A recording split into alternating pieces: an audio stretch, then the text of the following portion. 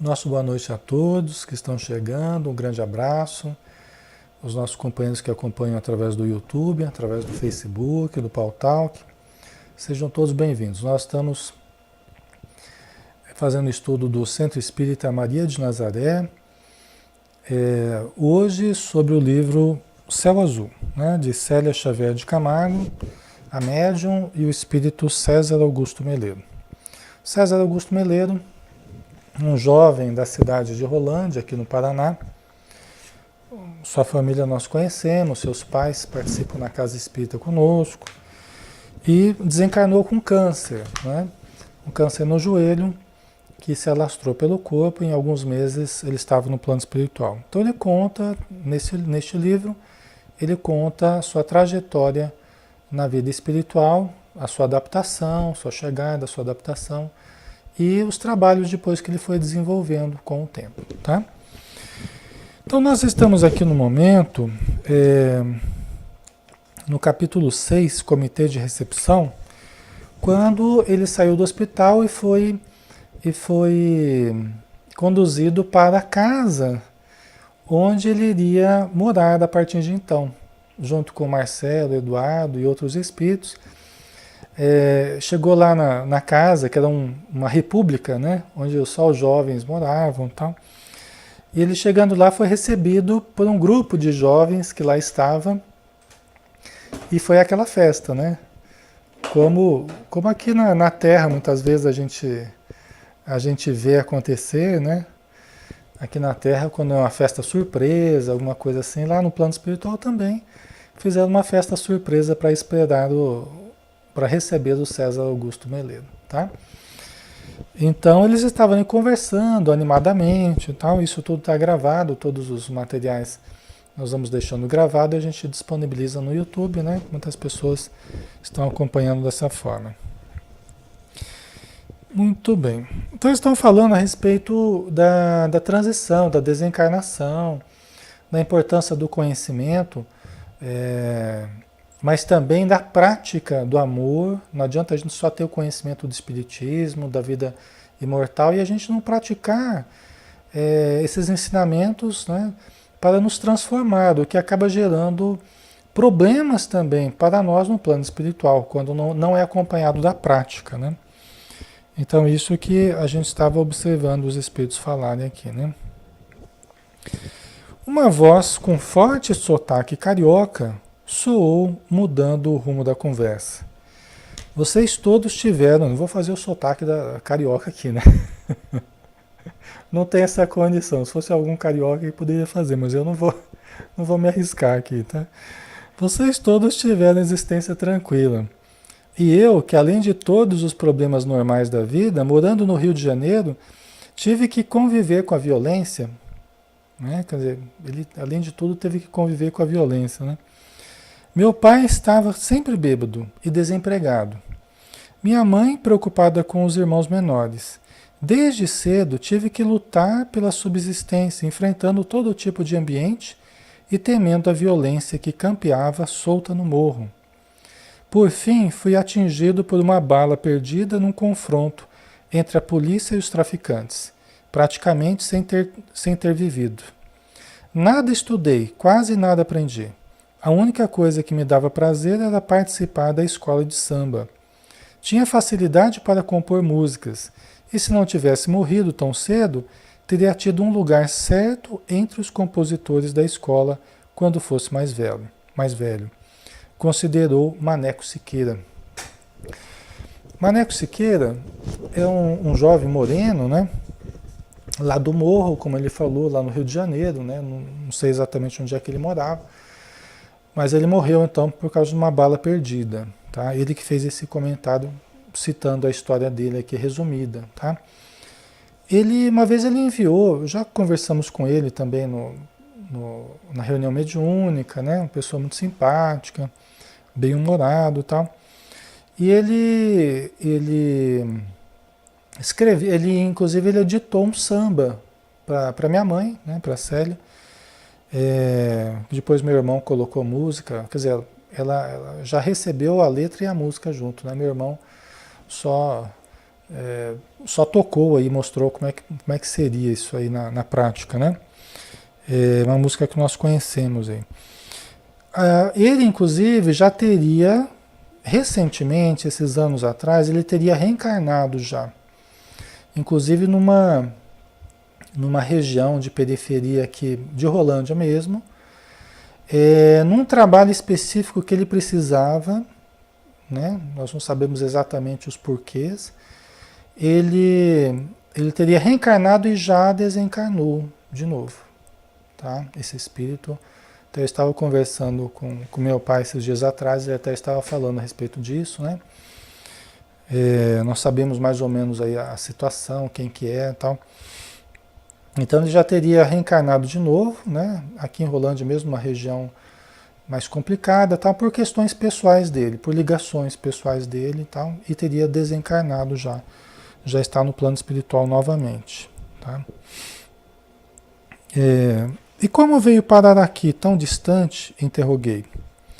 Bem, para o espírito não existe distância. Aqui vigora o princípio da afinidade, segundo aprendi. Mas a verdade é que após minha morte física, não quis mais ficar perto da família, vendo suas dificuldades e participando de suas brigas.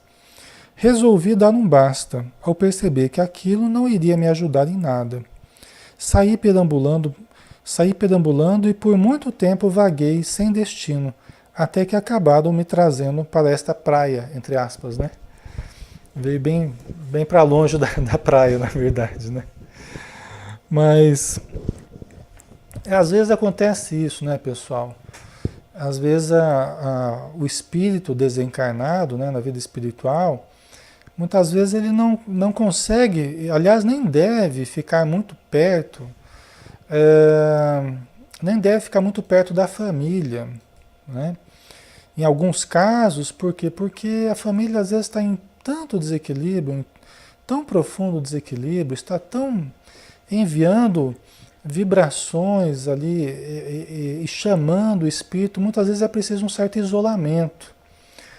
É difícil, porque o isolamento mental, vibratório, não é assim, não depende muito da distância, né? Mas de alguma forma, a distância, no caso, acho que ajudou ele a sair daquele ambiente ali, propriamente de onde ele morava, próximo a onde ele morava, né?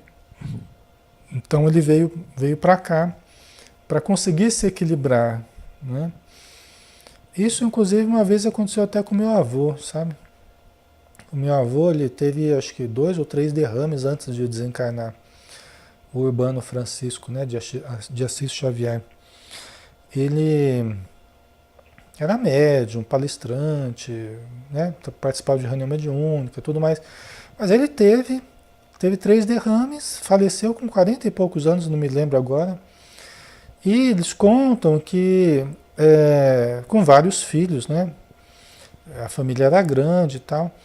E ele, quando ele ia visitar a família, ele ficava tão desesperado por ver,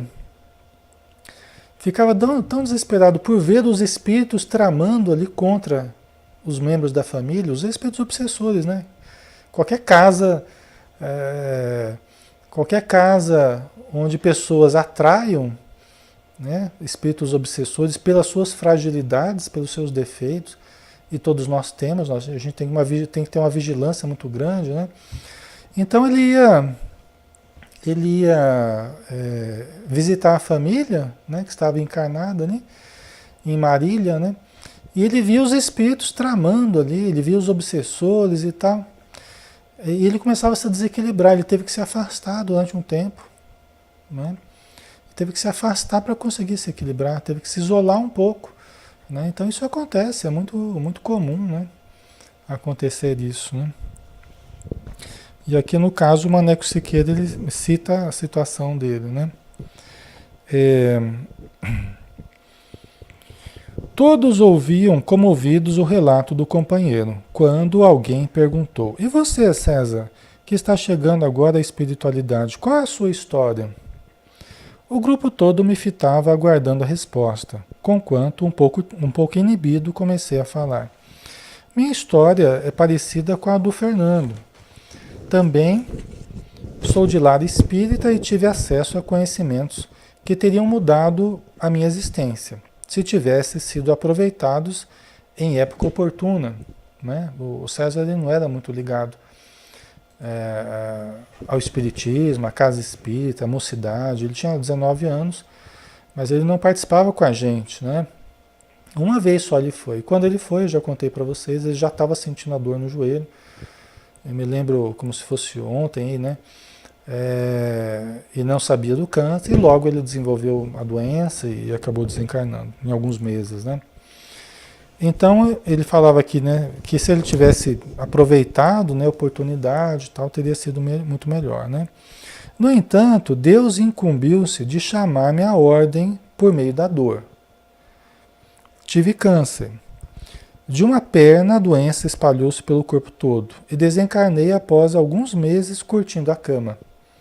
Foi um período muito bom em que aprendi bastante, preparando-me para o momento de ter que encarar a grande viagem. É só, né? O que ele disse, né? A Eli está dizendo aqui, no filme Amor Além da Vida, mostra o espírito desencarnado Chris querendo ficar perto da esposa, mesmo com boa intenção, mas ela sofria mais com a presença dele. É verdade, é isso que acaba acontecendo, né, Elis? A gente vê muito isso nas reuniões mediúnicas, né? O espírito chorando, querendo ficar, falando, não me tira lá de casa, deixa eu ficar lá, eu quero ficar junto dela, eu quero ficar junto dos meus filhos. É comovedor, né? É algo difícil para a gente também, porque a gente se coloca no lugar da pessoa, né? Me deixa ficar lá, não tira eu de lá não, né? Junto com os filhos, junto com a esposa, né? É difícil isso. Mas você sabe que não é o melhor para o espírito, né? Você sabe que não é o melhor para ele. Inclusive por isso que os espíritos amigos levam ele para a reunião mediúnica, para receber uma orientação, né? Para se ajustar um pouco emocionalmente, para conseguir perceber a realidade. E a realidade é que muitas vezes uma pessoa que está vivendo aí num profundo desequilíbrio emocional, não tratou do problema físico que causou a morte. Ó, ninguém morre à toa, né? Todo mundo morre por causa de um problema físico, né? Então a pessoa não tratou ainda do problema físico dela, geralmente, né? Então fica ali agarrado à família e aí sentindo as dores, sentindo a angústia, ansiedade, medo, insegurança, muitas vezes ou raiva, transmitindo isso para os familiares, né? Isso acaba sendo muito prejudicial para os filhos, para a esposa, para o marido, né? Dependendo do caso, né? Então a gente tem que tentar convencer o espírito para que ele aceite ajuda, para que ele seja removido para uma estrutura espiritual, um hospital, né? Uma região melhor, para que ele consiga se reestabelecer, né? Então, todos nós temos que exercitar o desapego, né? Jesus ele falou assim, olha, somente aquele que abandonar pai, mãe e filhos por amor a mim, né? Era nesses casos que a gente tem que exercitar o abandonar, e não é abandonar emocional de não querer mais saber, mas é o ser capaz de deixar temporariamente, de vencer o apego, né? O apego que nos escraviza, e isso que acaba sendo ruim, né? Então, tanto na matéria quanto no plano espiritual, o apego aos bens, à família, aos filhos, à esposa, e aqui apego, eu não estou falando propriamente amor, porque o amor de verdade ele liberta. O amor de verdade liberta. O apego, aí no caso, ele se dá mais por expressão de insegurança, de medo e insegurança, né? Então é algo que a gente tem que vencer, exercitar aqui mesmo na matéria, para que a gente não seja mais um no plano espiritual, ficar grudado em casa, nos familiares, com medo do que virá, né? Ou com medo do que sucederá com eles. Frequentemente a gente vê isso. A pessoa fica com medo, mas o meu filho é pequenininho, meu marido vai ficar sozinho, a minha esposa vai ficar sozinha. Não, mas Deus, o mesmo Deus que está cuidando de você aqui, é o Deus que está cuidando deles lá. É o mesmo Pai amoroso, previdente, né? Atencioso, o mesmo Pai que está cuidando de nós aqui é o que está cuidando deles lá. Então tenha confiança, não acredita em Deus? Você não confia em Deus? Ah, eu confio então. É a hora de usar essa confiança em Deus e saber que tudo está sendo feito para o melhor, né? É assim que a gente vai falando, né? A Tânia, às vezes os familiares obsediam o ente encarnado, né? O ente desencarnado. É a família que prende o desencarnado, né? Então isso ocorre muito, né? É como um visgo, né? Que a pessoa volta para casa ali, ela se sente amarrada pela família, presa pelos pensamentos de inquietude da família, né? A Maria, isso não quer dizer abandonar, mas saber esperar a hora certa de poder visitar, exatamente. Né? Se preparar no plano espiritual, se equilibrar emocionalmente, psiquicamente, fisicamente, e aí quando volta para casa, volta para ajudar mesmo, volta para ser um espírito protetor, né? Então isso é muito importante.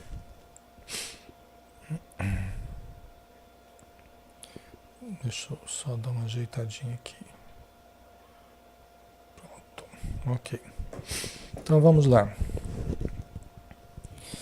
Você não deve ter passado pelas zonas inferiores, então, indagou Bianca, falando César, né? Porque ele ficou doente e tal, aí desencarnou e foi para o plano espiritual lá para Céu Azul, né? Então ela perguntou: você nem deve ter passado pelas zonas inferiores, então? Ah, acredito que não. Quando despertei, estava num quarto de hospital, respondi. Sortudo! Então não sabe o que é sofrimento? Anotou o Flávio, né? Quer dizer, sortudo, né? Não teve nem que passar pelo umbral, né? Já pensou que bênção, né, pessoal? Sortudo, então não sabe o que é sofrimento, né? Alguém apelou, mudando o rumo da conversa. O papo está muito sério aqui, gente. Vamos alegrar um pouco o nosso ambiente. Betão, pegue o violão. Isso mesmo, vamos cantar. Num instante, notas musicais soaram na sala e eu ouvi, cheio de emoção, músicas belíssimas, que por meio de suas letras elevavam a vibração do ambiente, produzindo indizível bem-estar.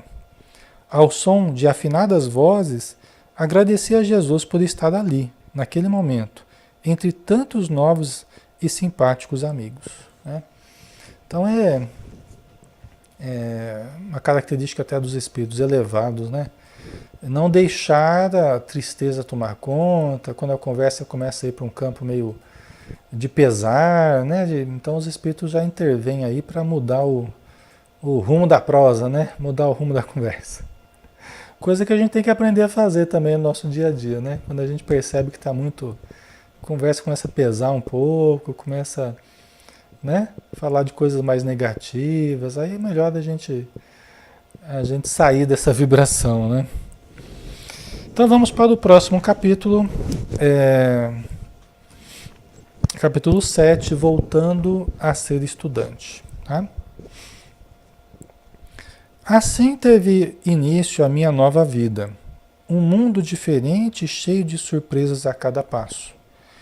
Tudo era aprendizado na espiritualidade e não me cansava de admirar as novas condições da vida a que fora chamado a integrar. Reconheci que, apesar das informações que havia trazido na bagagem e que muito haviam me auxiliado, ainda assim a diferença era muito grande.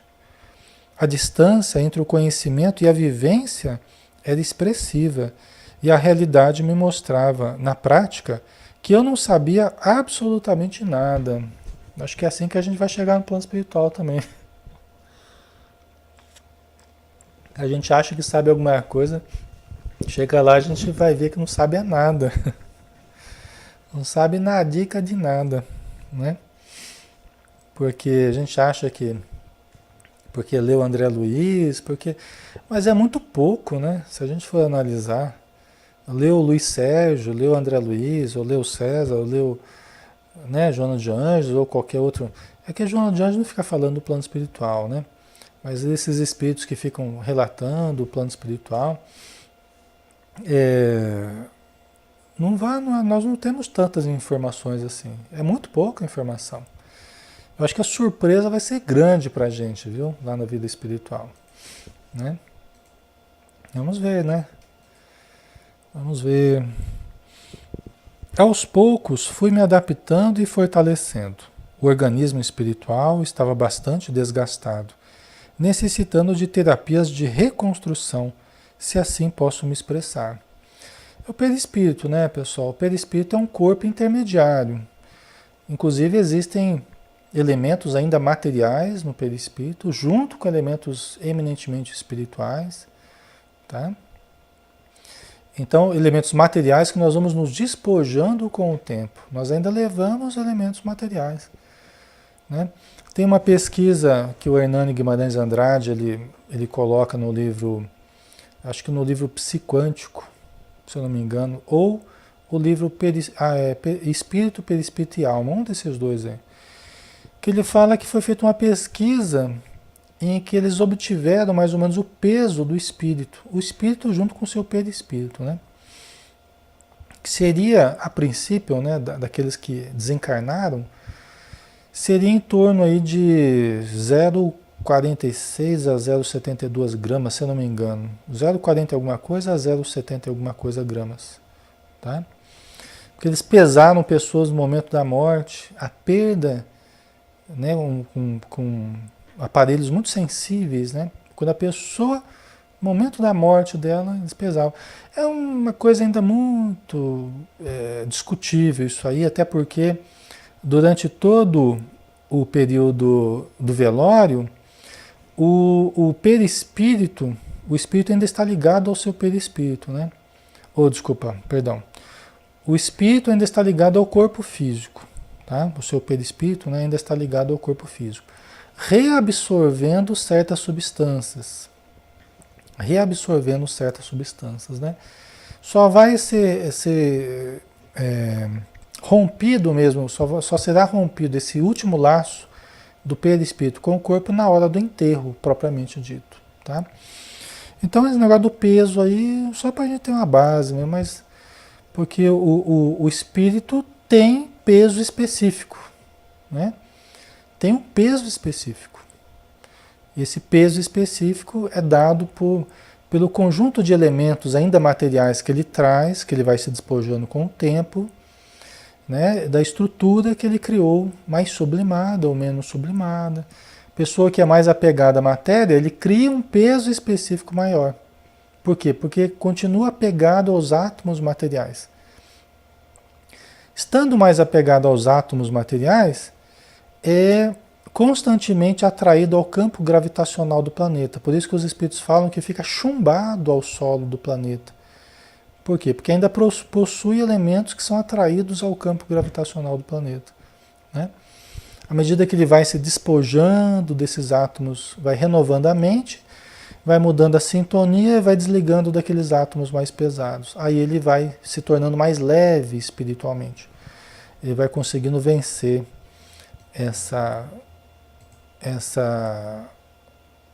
esse apego, né, à vida material, tá? Muito bem. Então vamos lá, pessoal. Então o César Augusto, o organismo dele, o perispírito, por causa da doença, estava desgastado, tá? Estava desgastado. Você imagina o perispírito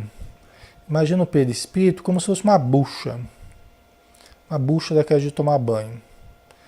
É uma bucha que está mergulhada na água, está lá no plano espiritual.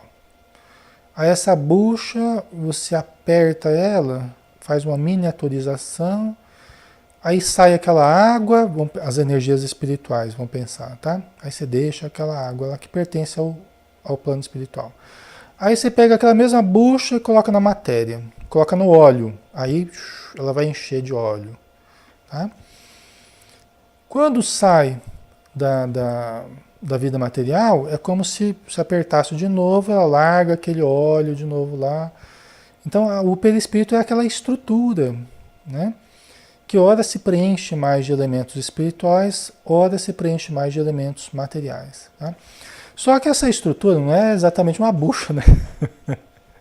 É um organismo, né? Feito de células, é um organismo todo sensível também, assim como o nosso organismo físico, né? Então existe um desgaste nessa bucha aí, tá? Existe um desgaste, a doença no caso aí, né? E é preciso uma reparação, né? É preciso uma reparação. Então vamos lá. Por alguns dias ainda permaneci em repouso, recebendo visitas de pessoas amigas e de parentes. Após me sentir mais bem disposto, passei a seguir os companheiros em algumas atividades, como passeios e palestras. Né?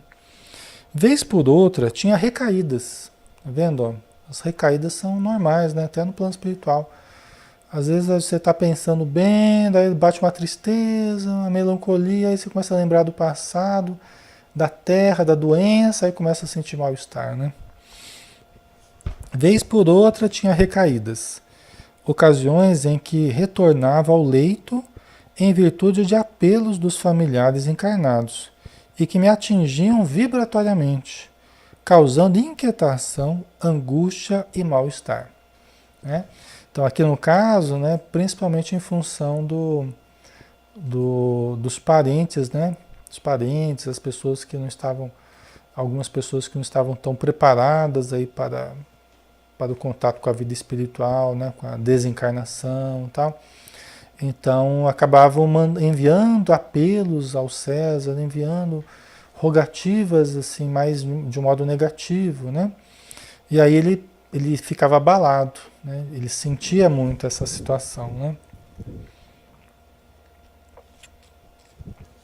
Certo? Muito bem. Deixa eu ver aqui. Vez por outra, tinha recaídas ocasiões em que retornava ao leito em virtude de apelos dos familiares encarnados e que me atingiam vibratoriamente, causando inquietação, angústia e mal-estar.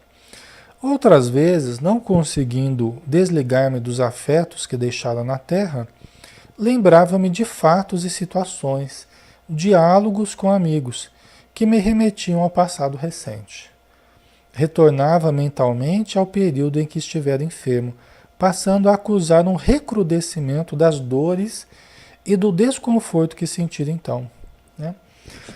Todo fenômeno é mental, né, pessoal? A mente ela tem uma ascendência sobre a nossa vida, né? Nós somos a nossa mente, né? Vamos dizer assim, o que nós cultivamos no campo mental, nós passamos a vivenciar no corpo físico, né? Então, existe uma ascendência muito grande da mente, do pensamento. Conforme nós mobilizamos a mente para o lado positivo, nós vivemos então uma situação positiva.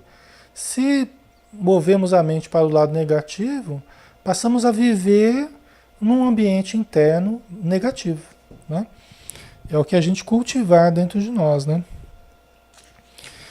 Os amigos, inclusive os médicos, Dr. René e Dr. Henrique e a irmã Clara, faziam-se presentes e auxiliavam-me a vencer essa etapa mais dolorosa da vida no além-túmulo, proferindo orações e transmitindo-me energias por meio do passe. Né? Então, ele recebia todo o apoio, né? Vibratório, moral, né? Dos espíritos amigos para que ele pudesse se recompor. Né? Uma noite em que estávamos admirando o céu estrelado e trocando ideias na varanda, onde cada um falava das suas atividades, manifestei o desejo de também fazer alguma coisa.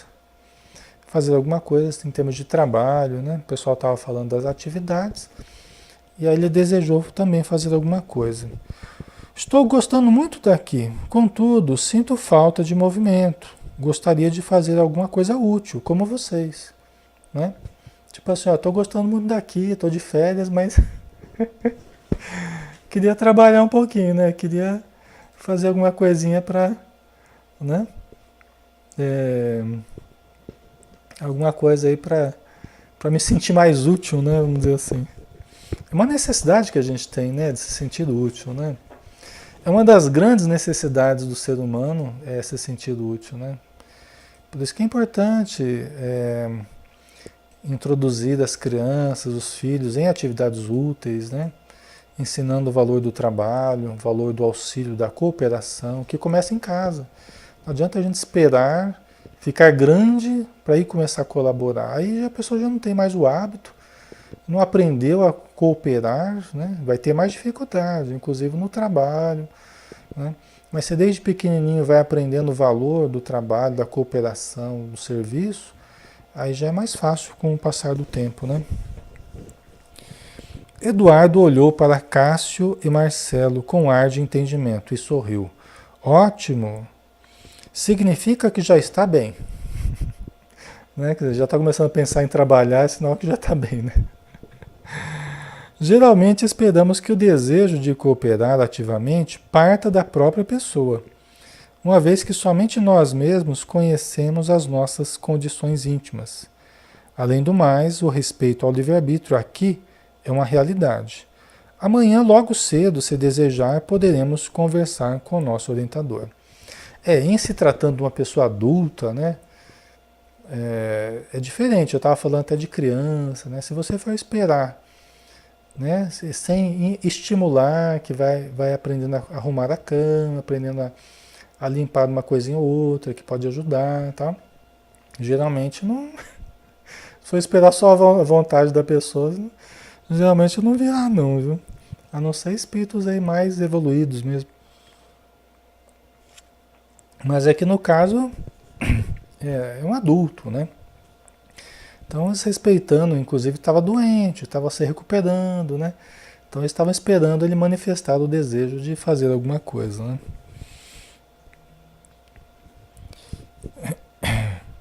Naquela noite, deixa eu ver aqui.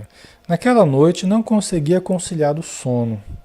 O quarto que compartilhava com Cássio conservava-se no mais absoluto silêncio. Todos já se haviam recolhido.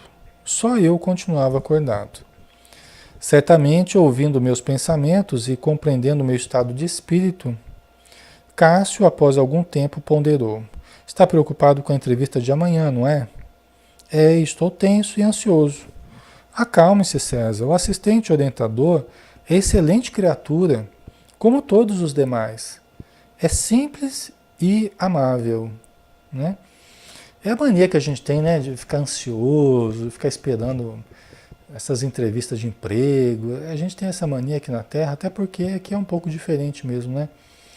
E lá no plano espiritual, pelo menos o plano superior, né? Muita coisa diferente daqui, né? Eles estão muito mais preocupados com o ser humano, com os sentimentos, com os pensamentos do que aqui, né? Aqui a pessoa está preocupada em ganhar dinheiro, né? Mas no plano espiritual é diferente a coisa, né? Ainda assim, fico ansioso. Será que tenho condição de fazer alguma coisa?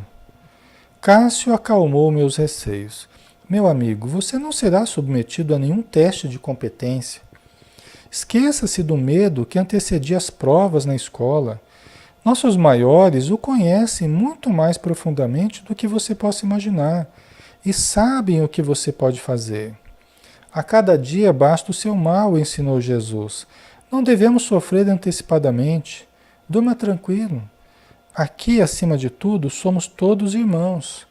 E tenho certeza de que você gostará muito do nosso orientador, né?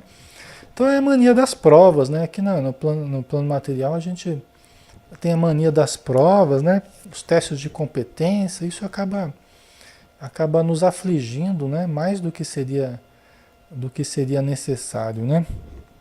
E a gente leva essas inseguranças, essas apreensões para o plano espiritual também. Suas palavras surtiram o efeito desejado e após fazer uma prece adormeci profundamente. No dia seguinte, logo cedo, Eduardo e eu saímos do abrigo e dirigimos-nos para o local onde iríamos encontrar o orientador. As ruas estavam repletas, muita gente passava apressada rumo às atividades diárias. Não pude deixar de notar a semelhança com o mundo material. né? Semelhança com o mundo material, o pessoal indo para o trabalho, né? Toda aquela situação lá que a gente está acostumado, né? É, exatamente, concordou Eduardo. Aqui, como na Terra, todos trabalham. Só que na espiritualidade existe uma consciência maior das próprias necessidades e dos deveres que competem a cada um, o que não acontece na crosta planetária, em que muita gente desocupada se aproveita dos que trabalham com seriedade. Aqui os chupins, entre aspas, né, não encontram campo, né? Ou melhor, nem vêm para cá. E não me refiro aos que não trabalham por falta de emprego, naturalmente. Refiro-me aos que realmente não gostam de serviço e vivem à custa do semelhante, né? Aqui na matéria, o regime de dependência, né? O regime de vampirização é muito grande, né?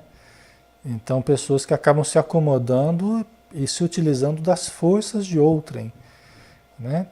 Sempre que nós nos baseamos, deixamos de fazer a nossa parte, nos baseamos só na força de outrem, nós estamos em regime de vampirização, né? Em regime de sugar o outro, né? Então, aqui na matéria existe muito, né?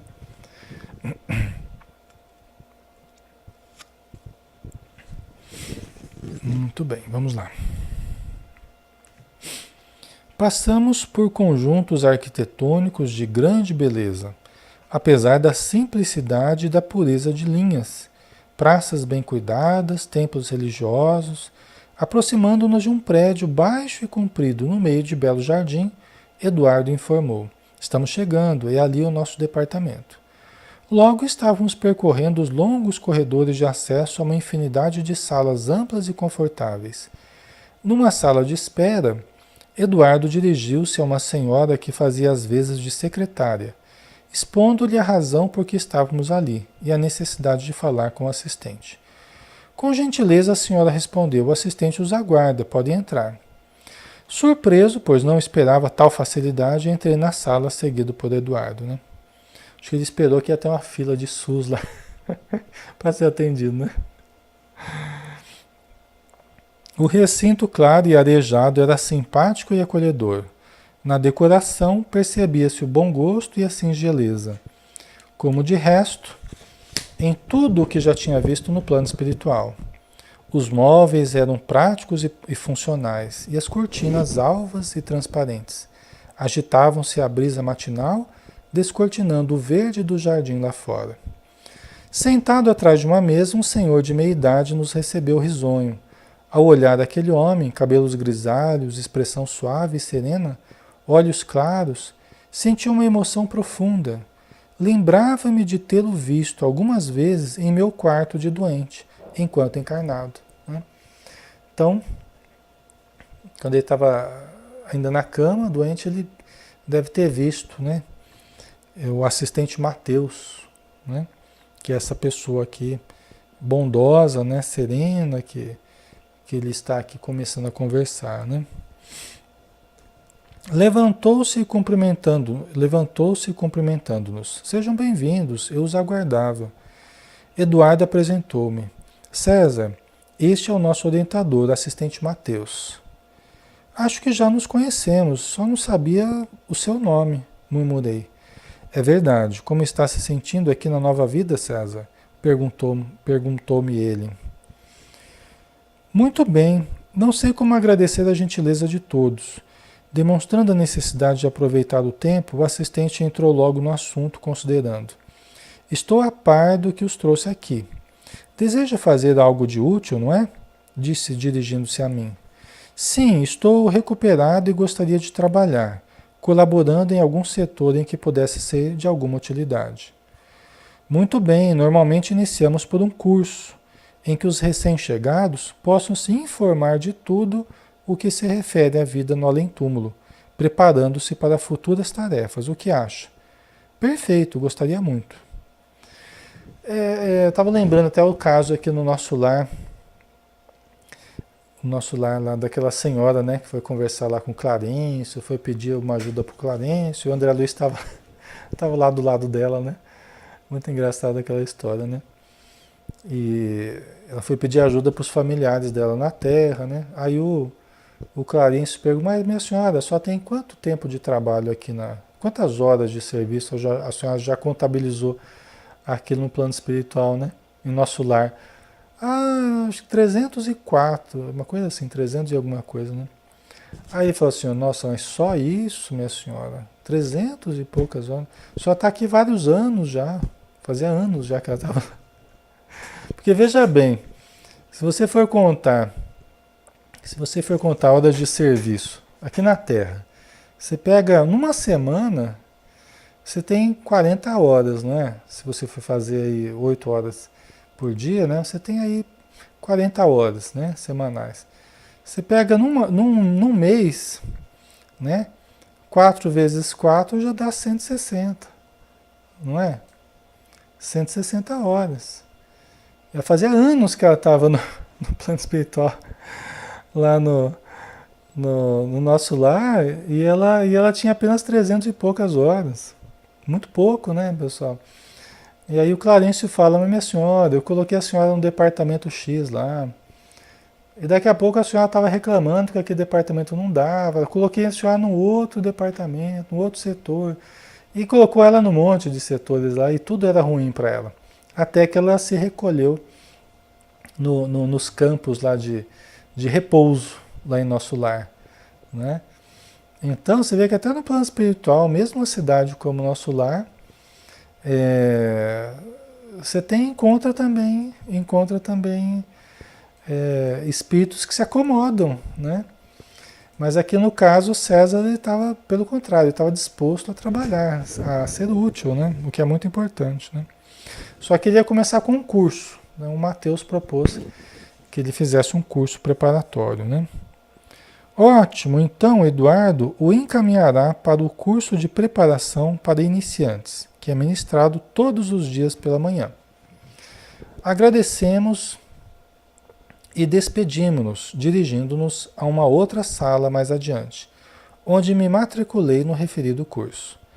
Cheio de contentamento, ganhei a rua novamente, sempre acompanhado por Eduardo. Estava tranquilo e aliviado. Todo o medo que sentira na noite anterior havia desaparecido. Percebi que na espiritualidade tudo se faz sem traumas e com simplicidade.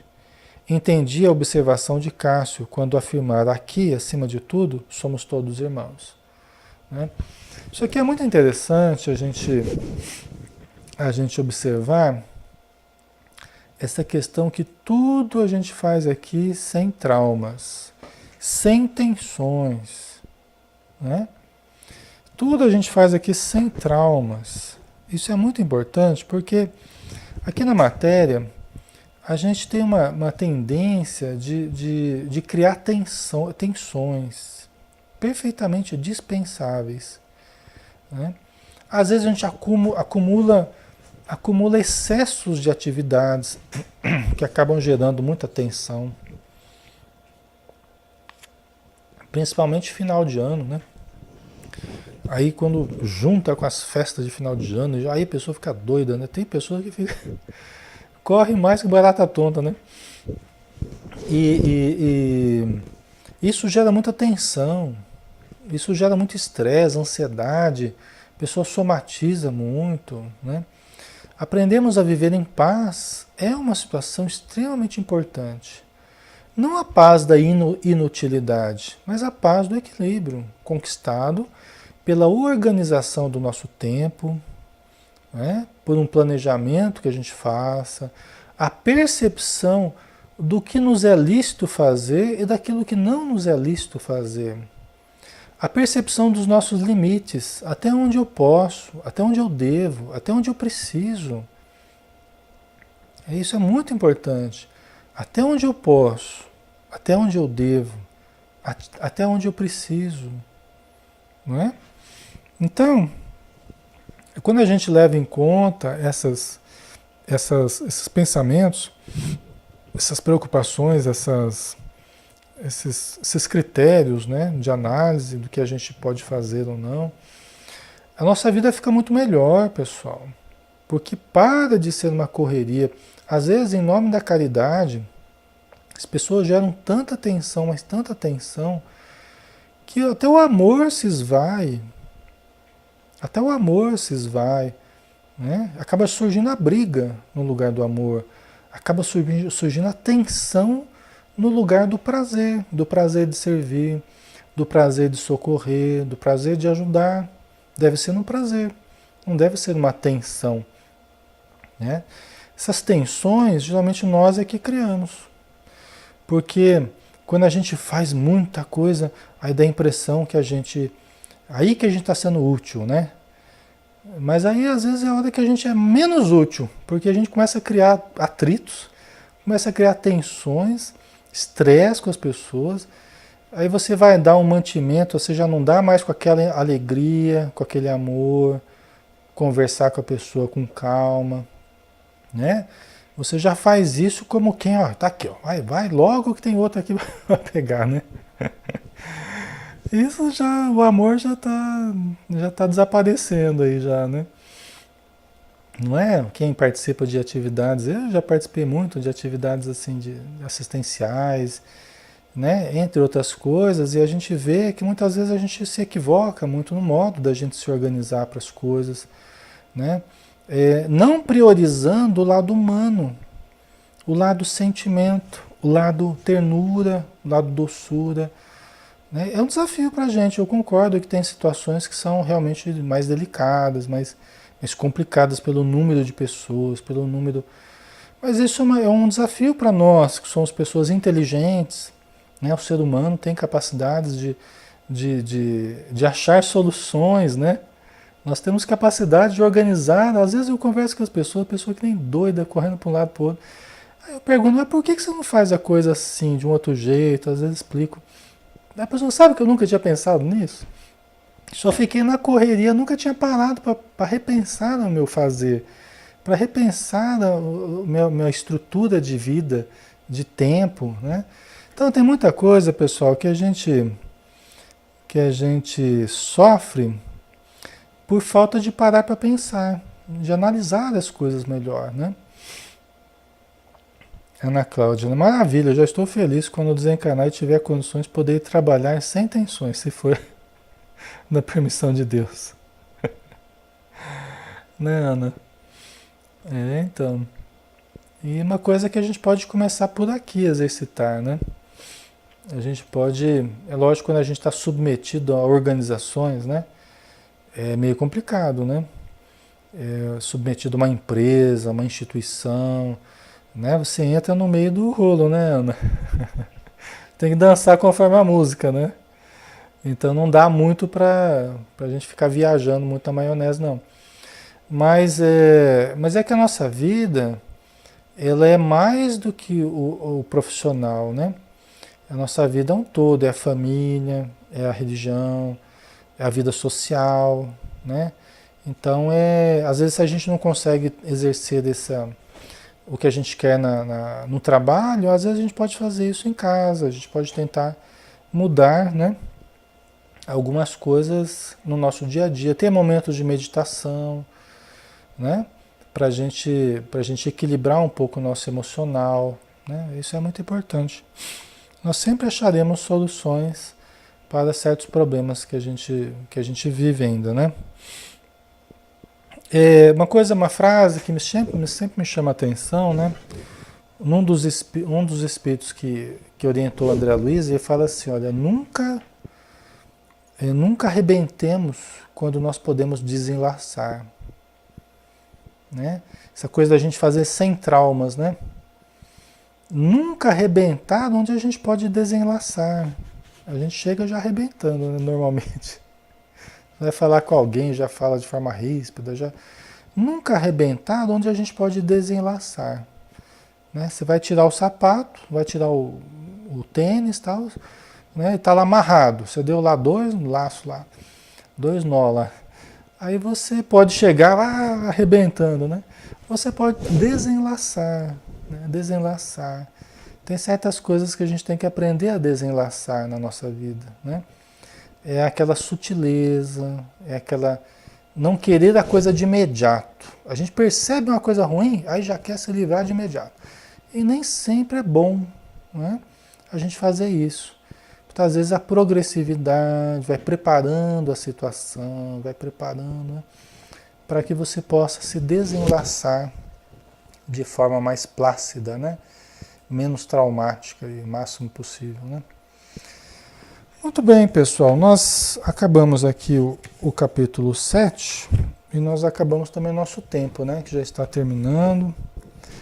Então nós vamos agora pedir a todos para que nos concentremos novamente, para nos sintonizarmos novamente através da oração com o nosso querido Mestre Jesus, agradecendo pelas bênçãos recebidas durante mais este estudo. Obrigado, Senhor, por toda a ajuda que recebemos durante o estudo, os passes que tomamos dos Espíritos amigos, a intervenção no nosso corpo ou na alma, nos nossos pensamentos, nas nossas emoções, porque somos ainda muito necessitados, Senhor. Somos ainda a legião de coxos estropiados, que fala o Evangelho. Necessitados de tudo, acima de tudo da Tua misericórdia, da Tua piedade, Senhor, e do Teu auxílio, do Teu amor, da Tua misericórdia, que nos dá a chance de nos reerguermos a cada queda que nós temos, para que possamos, levantando-nos novamente, voltarmos a buscar o bem, a buscar o crescimento, a buscar o trabalho, o estudo, o amor, a buscarmos a paz. Então nós temos a certeza, Senhor, de que quantas vezes caímos, tantas vezes nos levantaremos. Seremos socorridos por Ti e por Deus, o nosso Pai e Criador. Que os bons Espíritos continuem nos ajudando, continuem nos orientando e continuem nos fortalecendo, porque precisamos muito, Senhor. Muito obrigado por tudo. Que a Tua paz e a Tua luz permaneça conosco. Que assim seja. Ok, pessoal. Então, nosso abraço a Mauri, a Isabel, a Ana Cláudia, Deoclésio, Elis, Elizabeth, Jair, Maria, Roestrela, Rosarinho, Rossana, todos que estão também no Facebook, tá? Participando com a gente. Pessoal que depois vai ouvir através do YouTube, através do material gravado, também um grande abraço, tá? Fiquem com Deus e tenham uma excelente semana, tá? Lembrando que todos os domingos, às 10 horas da manhã, nós temos o estudo do Novo Testamento, né? Nós estamos fazendo o Evangelho de Mateus. Todos estão convidados também a participarem, tá bom? Um grande abraço e até mais.